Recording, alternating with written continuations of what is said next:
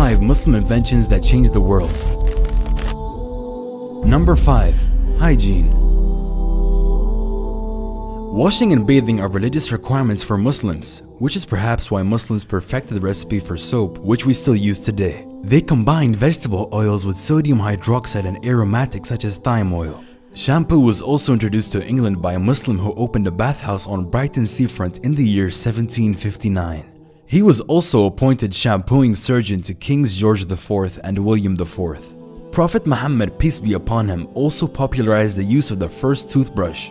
Using a brush-like twig from the miswak tree, it is known to clean the teeth and freshen the breath. Substances similar to the miswak are still used today in modern toothpaste. Number 4. Optics in photography. The ancient Greeks thought our eyes emitted rays, like a laser, which enabled us to see. The first person in history to realize that light enters the eye rather than leaving it was a 10th century Muslim mathematician, astronomer, and physicist Ibn al-Haytham. He invented the first pinhole camera after noticing the way light came through a hole in window shutters. The smaller the hole, the better the picture. He worked out and set up the first camera obscura, from the Arabic word qamara, for a dark or private room.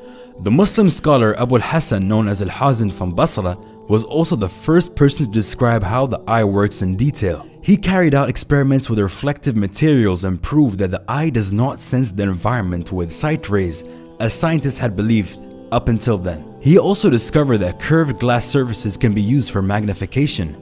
His glass reading stones were the first magnifying glasses ever made. It was from these that the glasses were later developed.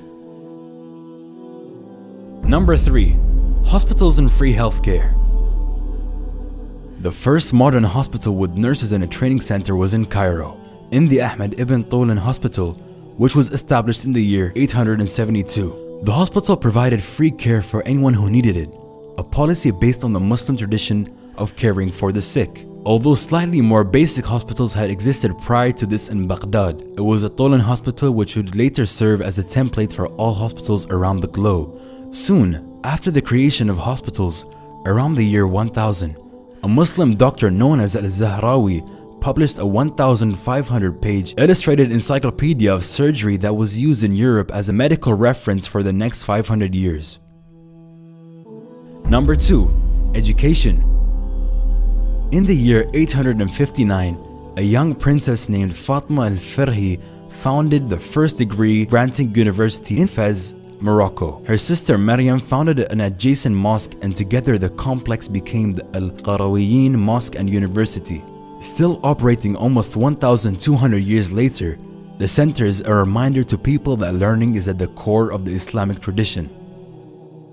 Number 1. Algebra.